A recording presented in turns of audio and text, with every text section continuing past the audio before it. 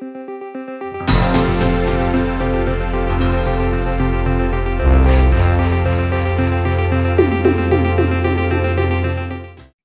jika tadi kita sudah mengenal tentang yang namanya trendline, kemudian kita mencari bagaimana itu support dan resisten, maka selanjutnya yang perlu kita ketahui adalah candlestick. Jadi saya sering menemukan seorang teknikalis atau seorang trader itu belajarnya kebalik. Dia belajar candlestick dulu. Nah, sementara candlestick ini merupakan analisa yang cukup lemah. Yang perlu kita tahu sebenarnya adalah trend dulu, support dan resisten, dan bagaimana mencari support dan resisten secara akurat adalah salah satunya dengan candlestick. Nah, jadi sesuai namanya yaitu lilin, ya dia berwarna saat ini candlestick yang terkenal itu berwarna hijau dan merah. Nah, jadi seperti apa sih candle, kenapa bisa warna hijau dan kenapa warna merah? Jadi saya berikan suatu ilustrasi sederhana, di mana ini merupakan salah satu contoh pergerakan saham Adro, anggap. Saham Adro bergerak di harga 1000. Dia opening di sini. Kemudian dia naik, mungkin karena batu baranya bagus, harganya rally dia sampai ke 1200 alias naik 20%. Opennya di sini, close-nya di atas, maka artinya ini perdagangan yang bagus. Perdagangan yang bagus dari banding dengan open, yaitu ketika closing-nya lebih bagus daripada open, maka itu akan berwarna hijau. Hijau itu artinya posisi closing di atas posisi opening, sehingga dia akan berwarna hijau. Kemudian besoknya, karena harganya sudah menyentuh resisten seperti yang kita jelaskan tadi, kemudian Adro open di 1200, dia turun sampai ke 1500. Contoh kita contohkan dari 1200, dia turun sampai 1030 kita anggap. Nah, sehingga jika kasus ini yang terjadi, maka candlenya akan berwarna merah. Sehingga merah itu artinya posisi closing di bawah posisi opening. Yang berarti bahwa pergerakan hari itu terindikasi kurang baik. Nah, harganya jika dia close di 1030, artinya kan dia minus sekian persen. Nah, contoh, jika besok ternyata Adro open di sini, kemudian dia turun ke bawah, maka warnanya, karena dia posisinya di bawah, warnanya akan otomatis menjadi merah. Pertanyaan saya, posisi Adro ini plus atau minus? Jika teman-teman menjawab minus, maka salah. Kenapa? Karena ketika posisi Adro close di sini, yaitu kita anggap 1030, di sini dia close di 1050 kita anggap, maka secara hitungan Adro itu close plus 20 poin, atau itu sebesar 1,9%. Plus 1,9%. Karena seperti ini, acuan plus dan minus dari suatu harga saham itu mengacu pada posisi closing sebelumnya. Jadi, jika Adro posisi closingnya di sini, maka besok ketika dia menyentuh 1030 itu dia minus sekitar 6% lebih. Nah, tapi karena closingnya di sini dan besoknya closingnya lebih di atas meskipun candlenya merah, maka posisi dia tetap plus. Jadi ada sedikit bias atau kesalah kaprahan dari teman-teman yang sering mengatakan bahwa candle merah itu artinya pasti merah. Belum tentu. Kalau candle merahnya masih posisinya di atas daripada candle ini, maka yang terjadi adalah posisinya bisa aja plus. Begitu juga sebaliknya. Kalau candlenya besok seperti ini, contoh saya hapus dulu, dan dia berwarna hijau, yang artinya open di sini, close di sini, maka betul dia menjadi plus sekian persen. Tapi ini contoh ya, jika besoknya Adro open di sini, kita anggap di 1000, kemudian close-nya di atas sini, di 1030, anggap ini 1040, ini 1030. Maka warnanya akan menjadi hijau, namun posisinya adalah minus, bukan plus. Karena closingnya honestly dia berkurang sebesar 10 poin, yaitu dari 1040 ke 1030. Jadi ini seperti salah satu cara membaca candlestick.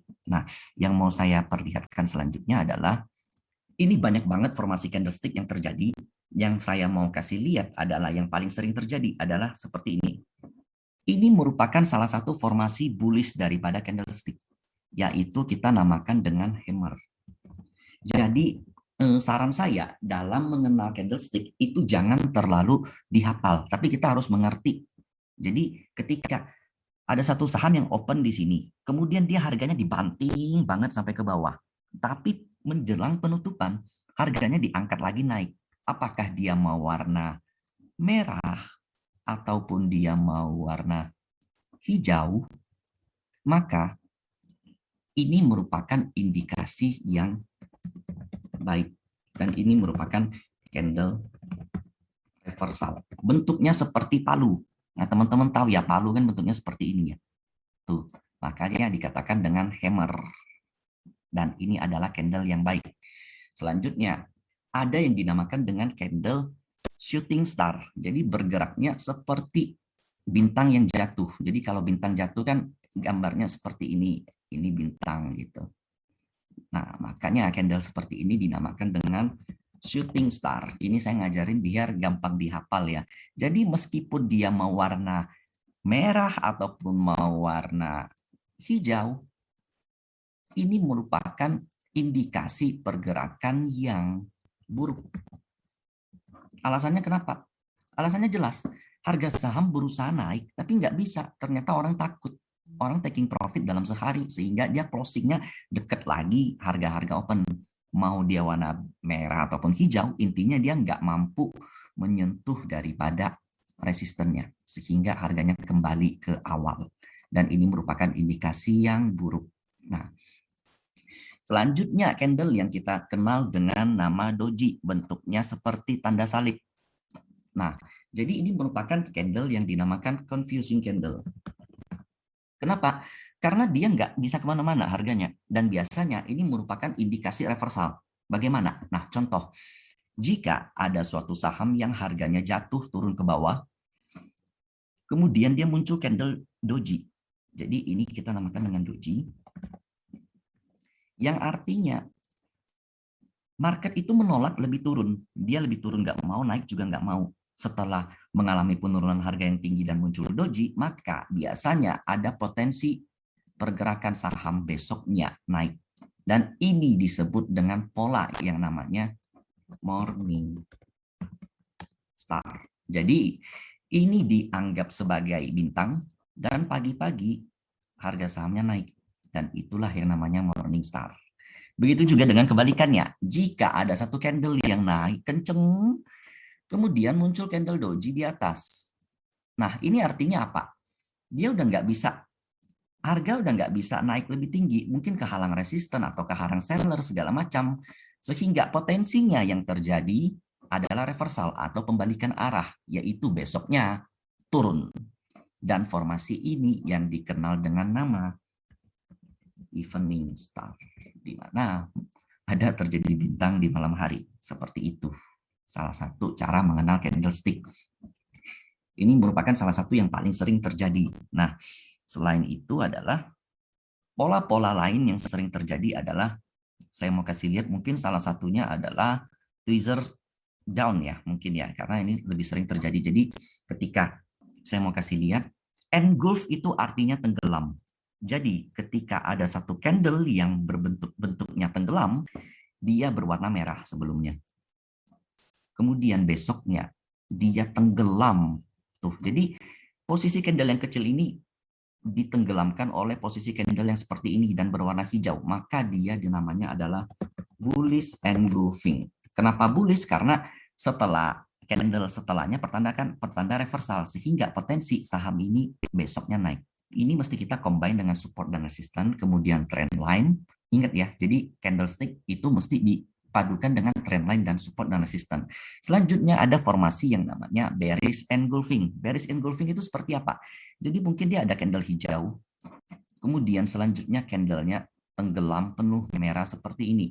Karena keseluruhan candle yang kecil ini tenggelam di atas maupun di bawah, maka namanya menjadi bearish engulfing. Dan ini berpotensi membuat harga saham turun. Seperti itu. Jadi daripada dihafal, teman-teman harus tahu engulf itu artinya tenggelam. Kalau ada ketemu candle-candle tenggelam seperti ini, selanjutnya teman-teman nggak perlu buka kamus lagi, udah paham. Nah, selanjutnya yang saya mau kasih lihat adalah harami. Jadi harami ini merupakan arti dari bahasa Jepang yang artinya hamil atau mengandung. Ini merupakan pergerakan candle yang contohnya dia berwarna hijau, sebelumnya berwarna hijau. Nah, selanjutnya dia punya kecil seperti ini dan dia berwarna merah, kebalikannya. Ya, ini artinya reversal. Artinya dia melawan. Ini seperti ibu yang mengandung. Karena dia dari samping, ini seperti ada hamilannya gitu ya. Jadi seperti anaknya mengandung. Jadi memang candlestick ini penamaannya lucu, sehingga potensinya dia turun besoknya, dan ini dinamakan dengan bearish engulfing. Bearish harami. Nah, kebalikannya, jika sahamnya, pergerakan harga saham saat itu adalah merah, kemudian dia dilawan dengan kecil-kecil, candle kecil di dalam, dan berwarna hijau, maka potensi besok yang terjadi ini terlihat seperti mengandung, dan potensi yang terjadi besoknya adalah bullish, sehingga ini dinamakan dengan bullish harami. Seperti itu. Selanjutnya, yang sering terjadi teman-teman perlu perhatikan adalah tweezer down.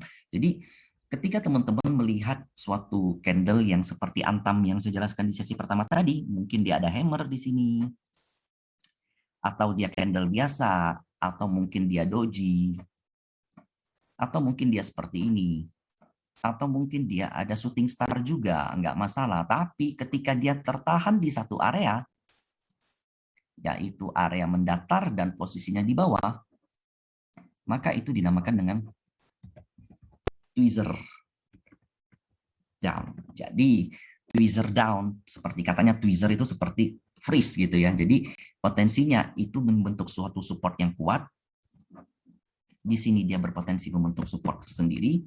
Ketika ada dua candle yang seperti ini, contohnya, maka potensinya adalah naik. Begitu juga yang terjadi kalau tweezer top, di mana ketika ada suatu resisten, candle sering bermain di situ. Contohnya ada dua shooting star seperti ini, yang ini artinya harga ini itu sedang di-reject oleh market, nggak dikasih lewat, di-reject, sehingga potensinya adalah reversal. Jadi reversal itu merupakan pembalikan arah. Jika sahamnya sebelumnya naik, tertahan dua sama pattern seperti ini, maka potensinya besok menjadi reversal, turun ke bawah. Ini dinamakan dengan tweezer top. Jadi sekian penamaan candle yang sering terjadi. Nah, semoga ini bisa menjadi salah satu acuan kalian dalam mengenal technical analysis.